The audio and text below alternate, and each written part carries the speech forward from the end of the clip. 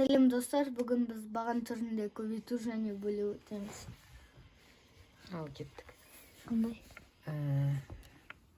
855 855 көбейту 4-ке.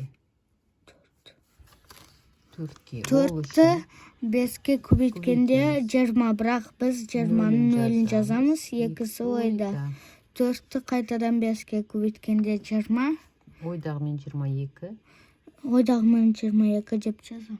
Жоқ, екісін жазасың, екісі ойда. Екісін жазам, екісі ойда.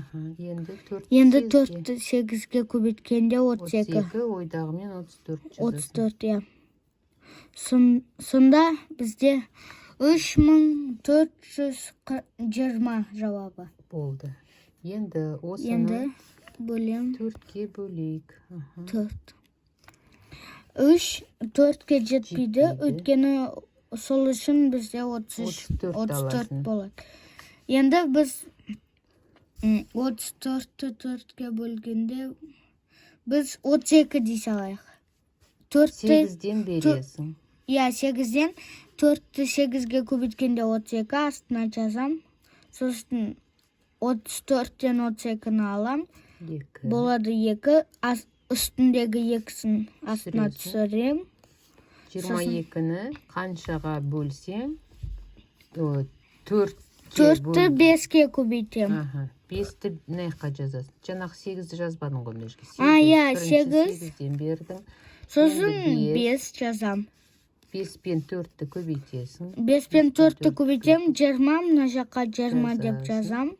Мына жақта 2 қалады. Енді жоғардағы нөлін түсірем, 20 болады. Сосын қайтадан 4-ті 5-ке көбейткенде болады 20, 20-дан 20-ны алғанда 0. Жауабы 855 болды. Енді тағы бір мысал. Мысалға 742 дейік. Көбейтейік. Қаншаға? 8-ге. 8-ді 2-ге көбейткенде 16. 6-сын жазам, бір ойда. 8-ді 4-ге көбейткенде 32. 33 ойдағымен 33. 3-ін жазам. 3 ойда. 3 ойда. Сосын 8-ді 7-ге көбейткенде 56. Ойдағы 3-пен 59. Жауабы 5936. Енді осының дұрыстығын тексеру үшін бөлеміз 8-ге. 5 жетпейді 8-ге, сол үшін 59 аламыз. 59-ды 8-ге бөлгенде 7-ні 8-ге көбейтеміз. 8-дің көбейтісін мына жаққа жазамыз да. 7. Болады 56. 56-ны 59-ны жазамыз, сосын аласыз. Болады 3. Үстіндегі 3-ті түсіреміз, 33. Енді біз оның 33-тен асып кетпеу керек. 32. 8-ге 4-ті көбейтсек 32 болады. Жазамыз. 4-ті 7-нің қасына жазуың керек. Мына жаққа 7-нің қасына 4-ті жазып қоясың. Мына жаққа жазамыз 1. қалды. Енді жоғарыда 6-ны түсіреміз, 16. 16-ға қаншадан бересің? 8. Сонда 8 деп жазам. Какой 8?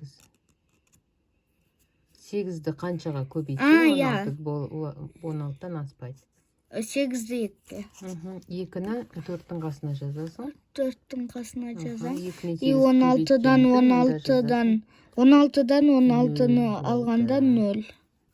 Жауабы 742. Дұрыс екені. Бөлгенде 8 шығады. Енді келесі. 910-ды алайық. 910?